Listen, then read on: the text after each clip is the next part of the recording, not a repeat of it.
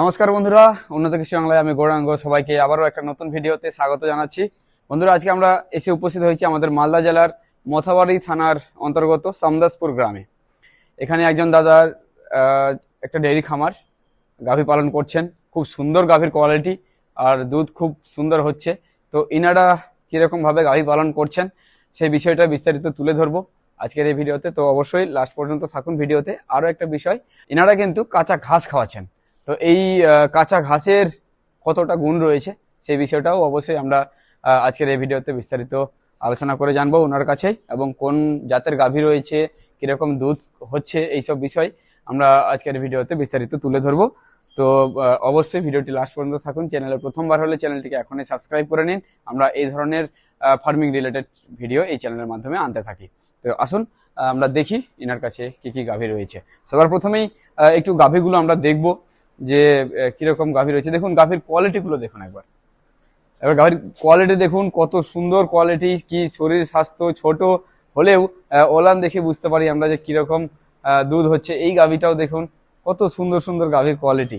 দেখুন এগুলো দেখে যতটুকু আমি বুঝতে পারছি, দেখুন যেগুলো শুয়ে আছে এগুলো হলস্টাইনের ক্রস, জার্সির ক্রস, এই ধরনের গাভীগুলো কিন্তু এখানে করা হচ্ছে। এবার আচ্ছা, এইসব বিষয়ে বিস্তারিত আলোচনা করবো আমরা দাদার সাথে, জিনার এই ফার্মটি। আর আমরা এখানে দেখছি কত সুন্দর সুন্দর বাছুরের কোয়ালিটি গুলো কিন্তু খুব সুন্দর রয়েছে। এক কথায় অন্যান্য ফার্মে গেলে আমরা বাছুর ভালো দেখতে পাই না, বা বাছুর থাকে না, মারা যায়, এরকম কিন্তু সমস্যা আমরা দেখেছি। কিন্তু ইনার কাছে বেশ ভালো কোয়ালিটির বাছুরও কিন্তু রয়েছে। তো এরও কিছু একটা হয়তো সিক্রেট আছে যে কিভাবে ইনি বাছুরকে বাঁচাতে পারছেন, যত্ন কিভাবে নিচ্ছে, এদের সবকিছুই আজকের এই ভিডিওতে বিস্তারিত থাকছে। তো দাদা আছেন আমাদের সাথে, দাদার সাথে এবার আমরা একটু বিস্তারিত আলোচনা করি। তো বন্ধুরা, আমরা দাদাকে সাথে পেয়েছি। দাদা নমস্কার। নমস্কার। কেমন আছেন দাদা? ভালো আছি। ভালো আছেন? সবার প্রথমে চাইবো যারা ভিডিওটি দেখছেন আপনার নাম ঠিকানা একটু জানাবেন। আমার নাম বিফল ঘোষ। আচ্ছা। গ্রাম সামদাসপুর। আচ্ছা। মথাবাড়ি থানা অন্তর্গত। মথাবাড়ি থানার অন্তর্গত। আচ্ছা, এই গাভী পালন দাদা কতদিন ধরে যুক্ত রয়েছে? আমার 1 বছর থেকে এই জায়গাটা আমি কিনে দিয়ে, হ্যাঁ, নিজে থেকে ব্যবসা করে দিয়ে, হ্যাঁ, 1 বছরের মধ্যে সব জায়গা রেডি করে দিয়ে ফাটালটা খামারটা বানাতে আমার 4 লক্ষ টাকা খরচা হয়েছে। কত টাকা? 4 লক্ষ টাকা। এই খামারটা করতে 4 লক্ষ টাকা খরচ হয়েছে, মানে গাভী সহ? না, গাভী বাদ দিয়ে। গাভী বাদে? হ্যাঁ, এত জায়গা, পুরো জায়গাটা ঘেরা। হ্যাঁ। তারপরে আপনার আস্তে আস্তে ধাপে ধাপে গরু কিনছি, ব্যবসা করছি, গরু কিনছি। আচ্ছা আচ্ছা। এর আগে কি করতেন দাদা? আমি ব্যবসা করতাম, দুধের ব্যবসা করছি, বাইরে ব্যবসা করতাম, এখন বাড়িতে করে নিয়েছি। বাইরে ব্যবসা করতেন মানে দুধেরই ব্যবসা করতেন? দুধের ব্যবসা করতাম, মানে অন্য বাড়ি থেকে হয়তো দুধ দোয়ার কাজ করতেন? দুধ দরকার করতাম, মানে আমলে আমি অনেকগুলো দুধ দিতাম। ও, আমলে দুধ? 300 কেজি 400 কেজি দুধ আমলে দিতাম, মালদাতে বিক্রি করতাম। আচ্ছা। সব রকম। তারপরে হঠাৎ করে কি মনে হলো যে আপনি নিজে করলেন? এটা আমি নিজে মনে করলাম যে আমি কতদিন বাইরে করব। হ্যাঁ। আস্তে আস্তে বাড়িতে কিছু সাজেশন করি। আচ্ছা আচ্ছা আচ্ছা। সেই জন্য এখন বাড়িতে 1 বছর থেকে ওই গরুটা ধরেছি, নিয়ে আসতে ধরেছি, একটা দুটা করে কিনে নিয়ে আসছি। ঠিক ঠিক ঠিক। তো নিয়ে আসছি এই 1 বছর হলো। কতটা গাভী এখানে আছে আপনার? এখন বর্তমানে 8টা আছে। 8টা? হ্যাঁ। আচ্ছা। তো মানে এই 8টা কি এর থেকে বেশি ছিল নাকি বাড়াচ্ছেন এক এক করে? না, এখন আর বাড়াই না, আমার একটু লোকের প্রয়োজন আছে, লোক রাখবো, তারপর আমি গরু বাড়াবো। ও, একটু সময়ের একটা ব্যাপার আছে। সময়ের ব্যাপার আছে, বাইরে ব্যবসা করতে হচ্ছে, বাড়িতে দেখতে হচ্ছে। ঠিক। আর অল্প এই 8টা 10টা গরু তো পোষাবে না আমাদের। ঠিক ঠিক ঠিক। আপনার এখানে এই যে 8টা গরু আছে, এই 8টা গাভীতে ধরুন আপনার মোটামুটি কিরকম দুধ প্রতিদিন হয়ে যায়? এখন 8টা গাভী বলতে যে ধরে নেন 6টা দুধ হয়। যেমন 6টা হয়? হ্যাঁ। আর 2টা হয়তো? একটা এটা গাভীন আছে, আছে, এটা বাচ্চা হয়েছে 3 দিন, তো এদেরকে এখন গন্তির মতো ধরি না। ধরেন। আচ্ছা আচ্ছা। তো ওই যে গরুটা অসুস্থ। আচ্ছা, ঠিক। অনেকগুলো ওষুধ করা হয়ে গেছে, অসুস্থ। আচ্ছা, কি জাতের এগুলো আপনি কি বলছেন? এই 3টা সাইবাল জাতে, এটা ক্রস গরু, ক্রস। এই দুটো সাইবাল, এই দুটো সাইবাল, আর ওটা পার্সেন্ট জার্সি। জার্সি। আর ওগুলো ফিজিয়ান, ওগুলো সব ফিজিয়ান। আচ্ছা। তো একটু জানতে চাইবো, এইগুলো যে বললেন এর মধ্যে কি জার্সি নাকি এর মধ্যে? সাইওয়াল। সাইওয়ালের কিরকম দুধ হচ্ছে? এই সাইওয়াল দুধ ভালো হয়, 15-16 কিলো দুধ হয়। 15-16 কিলো? হ্যাঁ। এই গাভীটা 15-16 কিলো দুধ হয়? এখন দুধ হয় না তো, বাচ্চা খাওয়াই। এই এটা যখন বলছেন যে 3 দিন হলো বাছুর দেওয়া, হ্যাঁ, তাহলে এর মোটামুটি কটা বিয়ান হয়েছে? এর বিয়ান হয়ে গেছে অনেক কটাই। আচ্ছা আচ্ছা। এর বয়স হয়ে গেল একটু। তবু একটু দুধ বয়স দেয় হয়ে গেছে। 15-16 কেজি। আচ্ছা। জায়গা আমি কম দামে কিনে নিয়েছিলাম গাভিটা। হুম। আচ্ছা, গাভীগুলো যে আপনি ধরুন 1 বছর হলো বলছেন, হ্যাঁ, তো এরকম গাভী কিনে নিতে কিরকম দাম? যে যে 14-15 লিটার যে দুধের গাভী নিচ্ছেন, আমি কেমন ওটা দাম? যখন বাচ্চা ছিল না, যখন মানে স্যাম্পল ছিল, আচ্ছা, তখনই নিয়েছিলাম 22,000 টাকাতে। এটা 22,000 টাকাতে নিয়েছেন? হ্যাঁ, 22,000 টাকা নিয়েছিলাম। আমার বাড়িতে এসে আমি ও বাচ্চা করলাম, আচ্ছা। বাচ্চাটা হয়েছে নতুন। প্রথম হুম। ফার্স্ট টিপে ওই গরুটা আমার, ফার্স্টে গরুটাই। আচ্ছা আচ্ছা আচ্ছা। তখন 22,000 টাকায় আপনি এটা নিয়েছিলেন। হ্যাঁ, আর যদি বলি আরেকটা কোনটা বললেন সাহিওয়াল আছে? এই যে ওটা, ওইটা আছে। ওইটা সাহিওয়াল, ওটা কত বিয়ান হয়েছে? ওটা ওই 3-4 ব্যান হলো ওটা। 3-4 বিয়ান হয়ে গেল। হ্যাঁ, তো 3-4, ওটার কিরকম দামে নিয়েছিলেন? ওটা ওই 50,000 নিয়েছিলাম। ওটা 50,000-এ? হ্যাঁ, বিহার থেকে নিয়েছিলাম। ও বিহার থেকে নিয়েছিলেন? হ্যাঁ, আচ্ছা। আহ, আমাদের মালদা জেলায় কিনে পাওয়া যায় না গরু? মালদা জেলায় আমাদের ওই যে মঙ্গলবাড়িতে আছে, যে বিহারিরা সামনে আছে গরুরা, আচ্ছা ওদের কাছ আচ্ছা। থেকে নাম আছে গরু সব। ও, ওদের কাছ থেকেও গরু নেওয়া আছে? গরু নাম আছে। আমি আচ্ছা। বাইরেও যাই, বিহারে যাই। আর ওই গরুগুলো কেমন দাম? সব ফিজিয়ান। ওগুলোর দাম কেমন? ওই 50-60। ওটা আমি মানে ওই বিহারির কাছ থেকে বড় গরু 80-90টা গরু নিয়েছি 50-60টাতে। 50-60 হাজার এরকমই, মানে হ্যাঁ। 50-60 এরকম নিলে পরে মানে আমার একটা সম্পর্ক আছে, চলাফেরা করে দিয়ে যাওয়া আসা করতে করতে চেনা জানা আমাকে হয়ে গেছে, দিয়ে দিয়েছে। দিয়ে দিয়েছে। আচ্ছা আচ্ছা। বড় গরু আমার দিয়ে দিয়েছে ছোটবেলা। আর দুধের কোয়ালিটি কি প্রত্যেকটা গাভীরই ওরকমই? হ্যাঁ, প্রত্যেকটা গরু একরকম। 10-এর নিচে নাই? 10-এর নিচে একটা নেই। 10-এর নিচে একটাও না, নেই? 10-এর নিচে একটা নেই। ও, তাহলে এদের তো প্রত্যেকটা 2 টাইম দোয়াতে হয়। 2 টাইম দেওয়া থাকে। কখন কখন দোয়ান? সকাল 7টার মধ্যে দোয়ানো হয়েছে, হ্যাঁ। আর সন্ধ্যাবেলা 5টা-6টার সময় দোয়াবো। 5টা-6টার মধ্যে গল্প শেষ। আর খাওয়া দাওয়া কখন দেন? খাওয়া দাওয়া বলতে যে এই যে সকালবেলা খাবার খাই বেরিয়েছি, হুম। আবার এখন দিব। আবার এখন দেবেন? হ্যাঁ, এই যে সব মানে ঘাস টাস কাটা আছে, আচ্ছা। ভুট্টা গাছ, কাড়ি। এখন দেবেন, আর সকালবেলা দিয়েছেন আর এখন দেবেন? হ্যাঁ, বিকালে দেবেন না সারা রাত কিছু বড়? না, আবার রাত্রেবেলা দিব। আবার রাত্রেবেলা দেবেন? 8-9টার সময় দিব আবার। আচ্ছা, তাহলে আপনি 3 টাইম দিচ্ছেন? 3 টাইম।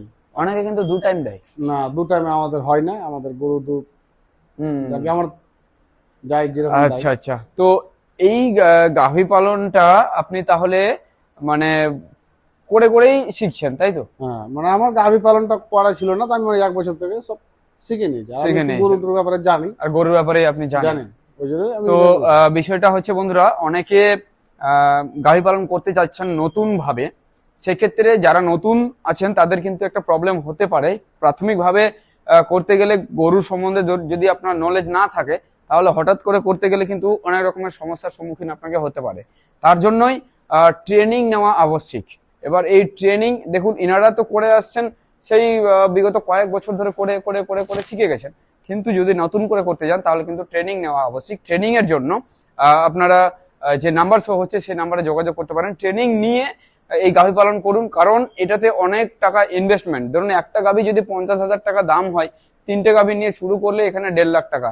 তাছাড়াও এর ঘর রয়েছে, এর খাবারের ব্যবস্থাপনা রয়েছে, ভালো একটা খরচ।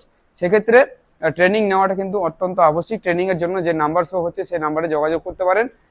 সেখান থেকে আপনারা উন্নত মানের ট্রেনিং নিতে পারেন। তো দাদা, এবার একটু আপনার কাছে এই বিষয়টা জানতে চাইবো যে গরুর আপনার এখানে দেখছি গরুর শরীর স্বাস্থ্য বেশ সুন্দর করে রেখেছেন। তো এরকম কিন্তু সব জায়গায় দেখতে পাই না আমরা। অনেক জায়গায় এরকম আছে যে হাড় বেরিয়ে গেছে, হ্যাঁ, হ্যাঁ, মানে মাংস এতটা নেই। হ্যাঁ, তো মেন কথা হচ্ছে নিশ্চয়ই গাভী যত্নে আছে হ্যাঁ, বলেই এত সুন্দর একটা হ্যাঁ, করে। হ্যাঁ, হ্যাঁ। আর খাবারের ব্যবস্থাপনা হয়তো ভালো হচ্ছে।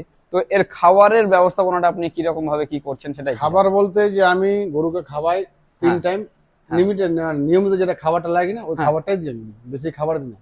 খাবারে কি যেটুকু- কি দেন? খাবারে আমি মানে ভুট্টা দানা, গমের চোকর, হ্যাঁ। হিমল খাওয়াটা বন্ধ করে দিই। ডাক্তারি বলছে যে এখন হিমল খাওয়ালে একটু ক্ষতি, আমলে ইউরিয়া বেশি থাকে, আচ্ছা। ওই হিমলটা বন্ধ করেছি। হ্যাঁ, আর গমের চোকর, মুসরি দানা, খেসারি দানা, এগুলো সব খাওয়াই।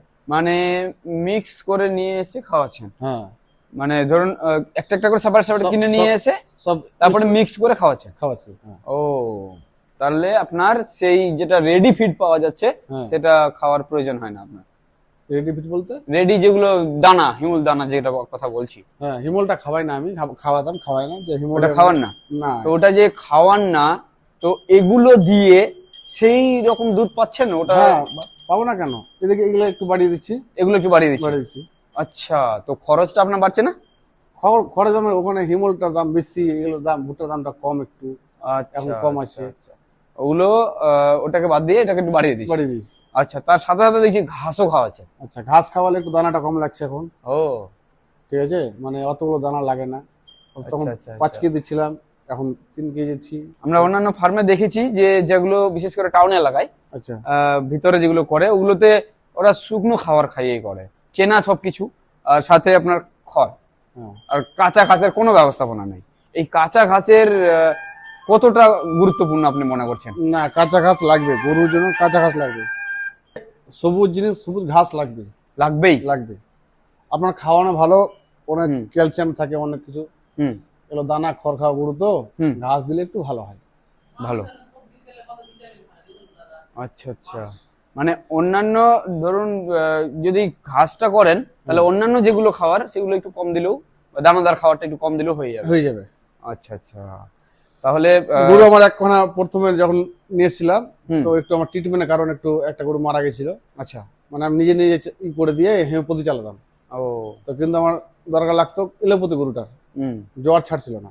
আচ্ছা। তো ওই হেমিওপ্যাথি করতে গিয়ে আমার একটা গরু নষ্ট হয়েছে, আমার সামনের দিকে ওই কোথায় গরুটা, ও খাটার সামনের দিকে। এবার যখন অসুখ বিসুখের কথা হচ্ছে তো একটু জানান রিস্ক ফ্যাক্টরটা কেমন আছে, এগুলোতে কি কি সমস্যা বেশি দেখেন, হয়? আমার যেটুকু জানা আছে, আমি গরু কিছু হলে আগে সবসময় জ্বর চেক করে দেখি। আগে জ্বর চেক করেন? হ্যাঁ। আচ্ছা গরু জ্বর থাকলে আপনি তখন বুঝে নিতে হবে যে হুম। গরু মানে একটু পরিস্থিতি খারাপ। আচ্ছা, জ্বরটা কিভাবে চেক করেন? জ্বর চেক করে আমার থার্মোমিটার রাখা থার্মোমিটার আছে? দুটো আচ্ছা, থার্মোমিটার রাখা আছে। থার্মোমিটার দিয়ে আগে দেখছি চেক কোনটা খাচ্ছে কম হ্যাঁ। বেশি দেখে নিলাম, তখন হ্যাঁ। বুঝতে পারলাম যে মানে আমি খাবে খাবে বুঝতে পারি তো হ্যাঁ, হ্যাঁ, কোনটা কিস জন্য হ্যাঁ। খাবার খাই না। ঠিক ঠিক। জ্বরটা চেক করলেন, আর ওইটা আর কি কি মেন সমস্যা এদের হয়? মেন সমস্যা কিছু হয় না, যেমন যে কালকে গরুটা বসে গেল, উঠছিল না, আচ্ছা। আবার ডাক্তারকে ডেকে নিয়ে এসে তাড়াতাড়ি স্যালাইন ফেলাইন করে দিয়ে কালকে দুপুরবেলা 1 ঘন্টার মধ্যে গরুটা আবার উঠে বসে গেল, উঠে বসে গেল। আচ্ছা ঘুমিয়ে আচ্ছা। গেছিল।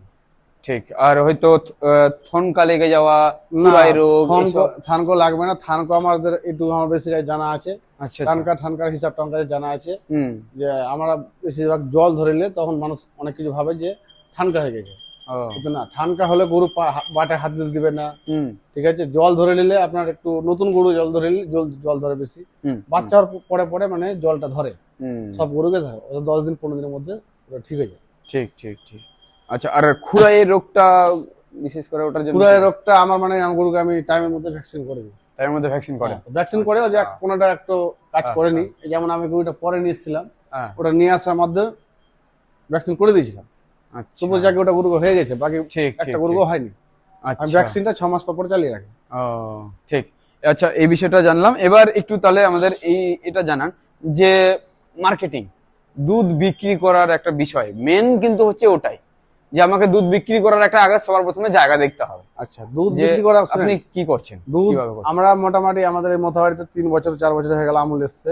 হুম প্রথম লিস্টে আমাদের এদিকে যতগুলো লোক দুধ দেয় হুম। তার মধ্যে ফার্স্টে দুধ দিতাম আমি। আচ্ছা সব দেখা দেখি আমার দেখে দেখি সব এখন দিতে লাগলো। আচ্ছা, আমুলে দিতেন আপনি? আমুলে দিতাম, তারপর আমি আগে দুধ বেচতাম টাউনে, আগে টাউনে বেচতেন? টাউনে বেচতাম। হ্যাঁ। ওই যে আদিনাতে এক পার্টিকে দিতাম, ওই হ্যাঁ। যখন একটু টাকা পয়সা যখন হয়ে গেল, মানে ব্যবহারটা খারাপ করতে লাগলো, তখনই মানে ওখান থেকে 1 লক্ষ টাকা ছেড়ে চলে এসেছিলাম। ও ওখান থেকে 1 লক্ষ টাকা ছেড়ে এসে যাওয়ার পরে তখন আমি তখন আমুলে মানে দুধের দাম এখানে যা কিনা রেট, হুম। ওই কিনা দামটাই পড়তো তখন। তবু আচ্ছা। সবকিছুকে ত্যাগ করে দিয়ে ওই কিনা দামে দুধটা দিতাম, ও যে কিনা দামে দিব কিন্তু ওকে দুধ দেবো না। আচ্ছা আচ্ছা আচ্ছা। ওই করতে করতে আমুলে এখন দুধের দামটা বেড়ে গেল আস্তে হুম। আস্তে। তখন আমুলে মোটামুটি 300 কেজি 400 কেজি দুধ দিয়েছি আমি একাই, একটা লেবার নিয়েই। এখন কোথায় দিচ্ছেন? এখন ওই আমুলে দিই মোটামুটি 100 কেজি বাড়ি দুধটা দিই। আর কিছু- বাড়ির দুধ আপনার 100 কেজি হয়ে যাচ্ছে? হ্যাঁ, এখনো হয় না, একটু কম আছে, যে একটু কম আছে। মানে হুম ওটা যেমন অসুস্থ আছে, হ্যাঁ। এটা গাভিন আছে, হুম। এটা বাচ্চা হয়েছে, হুম। ওই 4-5টা করে ধরেন 70-80 কেজি পাই। 70-80 কেজি ওগুলো আমুলে দেন? ওগুলো আমুলে দিই, বাড়ির দুধটা বেশি দিই, বাইরে অল্পটুকু দিই। আচ্ছা, কোথায় আর বিক্রি করেন? তারপর আমি টাউনে দিই, ওই বইবাটিতে, হ্যাঁ। চায়ের দোকানে, আচ্ছা আচ্ছা, এগুলোতে? বিস্কুটের দোকানটাতে, আচ্ছা, যেটা আচ্ছা, নাম আচ্ছা। করা দোকানটা, হ্যাঁ হ্যাঁ হ্যাঁ। ওই দোকানে দুধ দিতাম, দুধ দিই এখনো। ও মানে বিক্রির জায়গাটা নিজেকে খুঁজে বের করতে হবে। আমি নিজেকে খুঁজে বের করা আছে, আর আমি করা যায়, আমরা 20 বছর ধরে ব্যবসা করছি, হ্যাঁ হ্যাঁ, আপনার একটা জানা হ্যাঁ। শোনা হয়ে গেছে। জানাশোনা হয়ে গেছে। ঠিক ঠিক ঠিক। আচ্ছা, তাহলে দুধের মার্কেটিং বলতে গেলে রেট কেমন হওয়া উচিত, মানে একটা লাভবান হতে গেলে মানে কিরকম রেটে মিনিমাম করা যায়? রেট এখন বিক্রি পড়ে করা। যায় আমুলে মোটামুটি ভালো হয়, কিরকম মানে রেট পড়ে? 50 টাকা পড়ে যায় এখন। 50 টাকা? হ্যাঁ, আমুলে 50 টাকা পড়ে যায়। টাউনে যেগুলো বিক্রি করে কিনা ওগুলো ধরলে 50-60 টাকা পড়ে যায়, আর টাউনে যেগুলো বিক্রি করেন 50-60 টাকা। পড়ে যায়। আচ্ছা, 40-এ কেউ পোষাতে পারবে? না 40 না, টাকায় 40 টাকা পোষাতে পারবে না। 40 টাকায় পোষাতে পারবে না? না, কিন্তু আমাদের বাড়ি আছে, আমরা মানে ভেঙে বিক্রি করতে পারি বলে চলে যাচ্ছে। আচ্ছা তো আচ্ছা, যাকে যারা ঘাস টাস খাওয়ায় হ্যাঁ। ওদের একটু প্রফিট হয়ে যাবে। প্রফিটটা হয়ে যাবে। যেমন আমাদের অত প্রফিট হবে না, আমরা সব কিনে সবকিছু কেনা, 15 বোঝা ঘাস চলে আসলে এখন, ঘাস আসলো ওই বুঝতে ঘাসটাও কেনা, ওই ঘাসটাও কেনা, আহ, ভুট্টা দানা সবকিছু কেনা আমার। সবকিছু কেনা। তো যাকে আমি নিজে ভেঙে বেচতে পারি, এটুকু আমার একটা লাভ। আচ্ছা আচ্ছা, ঠিক। তো বন্ধুরা, বিস্তারিত আমরা এনার খামারের জানার চেষ্টা করলাম খুব এই যে সুন্দরভাবে। বাচ্চাগুলো, হ্যাঁ হ্যাঁ হ্যাঁ, বাচ্চাগুলোর একটু বিষয়টা জানাবেন। বাচ্চা কিন্তু সবাই টেকাতে পারে না। দেখেন তো আপনার কি? আমার কথা আমি যখন গরু কিনতে যাই, আচ্ছা, যে কোনো জায়গাতে যাই, হুম, আমি বাচ্চাওয়ালা গরুটা কমই নিই। আচ্ছা এখন তো আমাদের এই পশ্চিমবাংলাতে বিহারি গরু বেশি আছে। আচ্ছা, আচ্ছা, বিহারি গরু কিন্তু আমি হুম। এই বাচ্চাওয়ালা গরু আমি কিনতে কোনো সময় রাজি না। হুম, আমার চোখে যদি ভালো গরু পড়ে যায়, আচ্ছা, আমি গাভীর গরুটা কিনবো। ও আমি বাচ্চাটা কিভাবে মানুষ করতে হবে আমি জানি ওটা। আচ্ছা আচ্ছা আচ্ছা, আচ্ছা, আমি 1 মাস ভরে আমি এক গরুর দুটো আমি বাচ্চা খাবিয়ে দাবিয়ে বাচ্চা বেড়ে দেবো, আর বাচ্চার জন্য একটা বাটা দুধ ছেড়ে দেবো। ও 3টা বাটা দুধ আমি দুধ নিবো, আর একটা বাটা দুধ বাচ্চার জন্য ছেড়ে দেবো। বাচ্চার জন্য ছেড়ে দেন। হ্যাঁ, আবার 1 মাস যখন বাচ্চাটা পুষ্ট করা হয়ে গেল, হুম হুম, বাস কমে দিলাম আস্তে আস্তে। আচ্ছা, আমার সবটা গরু সবটা বাচ্চা আছে এখনো, সবটারই আছে? সবটা বাচ্চা আছে। বাহ, শুধু এটা আমি নিয়ে এসেছিলাম বাচ্চা করে ওখান থেকে, বিহারি গরু, ওই বাচ্চাটা মানে ওখান থেকে করে নিয়ে এসেছিলাম, ওই বাচ্চাটা শুধু নষ্ট হয়ে গেছে। আপনি কিরকম গরু কিনে যখন নিয়ে আসেন, গাভীর নিয়ে আসেন নাকি বাচ্চাওয়ালা? গাভীর আমি বেশিরভাগই নিয়ে আসি। বেশিরভাগ আপনি নিজে এগুলো নিজে রাখবেন? হ্যাঁ, এগুলো নিজে তৈরি করবো আবার, নিজে তৈরি করবেন? হ্যাঁ। এই যে আচ্ছা। দুটো আছে ওই দুটাকে তৈরি করবো। এই দুটোকে তৈরি করবেন? হ্যাঁ, আর এগুলো ষাঁড় আছে, এগুলো ষাঁড় যদি এগুলো আচ্ছা, গরম ভাবটা কেটে গেল, আচ্ছা, এই গরম ভাবটা পড়লো, হ্যাঁ, যদি দেখছি হ্যাঁ কোনোটা বাড়ছে, আমার একটা ষাঁড় একটা তৈরি করার ইচ্ছা আছে বাড়িতে। বাড়িতে তৈরি করবেন? হ্যাঁ, মানে আমার যেমন আচ্ছা। ডাক্তারি প্রয়োজন সব গরু তো সবসময় ডিস্টার্ব করে কিনা, হ্যাঁ হ্যাঁ ওই জন্য আমি একটা গরুর জন্য একটা ষাঁড় রাখবো আমি। আচ্ছা, নিজে বীজ দেওয়ার জন্য? মানে আমাকে এখানে ধরে নেন এতগুলো, আমার এই 8টা গরু 10টা গরু তো সিস্টেম নাই, হুম গরু ছিল আমার 9টা, একটা মারা গেছে। হুম হুম, তো গরু আমার ধরে নেন এখানে 30টা গরু ক্যাপাসিটি আছে এই ঘরটাতে। 30টা করে খাবো? হ্যাঁ, 30টা গরু ক্যাপাসিটি আছে, ঠিক ঠিক তার ঠিক। জন্য আমাকে এখানে ষাঁড় রাখতে হবে। আচ্ছা, এক একটা গরু হয়তো কোনো সময় ডিস্টার্ব করে, যেমন কিছুদিন আগে একটা গরু বিক্রি করে দিলাম, হুম। ওই গরুটা তাহলে হিটেরও সমস্যা হয় মাঝে মাঝে হিটে নাকি? সমস্যা হয় গরুর। আচ্ছা আচ্ছা, ওটাও অনেকে বলে যে খাবারের উপর ডিপেন্ড করবে হিটের। না, হিটে এদের খাবার তো কম নাই, মানে খাবার ঠিকই খায়, শরীর তো সব বানিয়ে নিয়েছে। শরীর স্বাস্থ্য দেখে তো সত্যি মনে হচ্ছে যে এখনো হিটে আসেনি গরুটা, এখনো দুটা গাভিন হয়ে যাবে দুটা, হ্যাঁ, মানে এইটা পরপর হয়ে যাচ্ছে। এইটার কিন্তু একটা সমস্যা আছে আপনার, মানে গাভী পালনের দেখছি যে ওই হিটে আসা সময় মতো হিটে আসছে না। না, চলে আসে একটা চলে আসে হিটের সময় মতো, আচ্ছা আচ্ছা আচ্ছা আচ্ছা, সময় মতো হিটে চলে আসছে। ঠিক ঠিক। তো এই হচ্ছে বিষয়, আমরা বিস্তারিত এনার খামারের জানার চেষ্টা করলাম। আশা করি ভিডিওটা অনেকটা হেল্পফুল হয়েছে, অনেক কিছু জানতে পেরেছেন। আপনারা যদি করতে চান অবশ্যই আমি বলবো যে যদি কিছুই না জানেন গাভী পালনের সম্বন্ধে, তাহলে ট্রেনিং অত্যন্ত আবশ্যিক। ট্রেনিং এর জন্য আপনারা অবশ্যই যোগাযোগ করুন, যে নাম্বার শো হচ্ছে সেই নাম্বারে। ট্রেনিং নিয়ে তবেই গাভী পালন শুরু করুন, অনেকটা লাভবান হবেন, আপনারা অনেক কিছু জানতে পারবেন। তো দাদা, অনেক ধন্যবাদ সময় দেওয়ার জন্য। ঠিক আছে। তো বন্ধুরা, চলুন দেখা হচ্ছে নতুন ভিডিওর সাথে। ভালো থাকবেন, সুস্থ থাকবেন, ধন্যবাদ।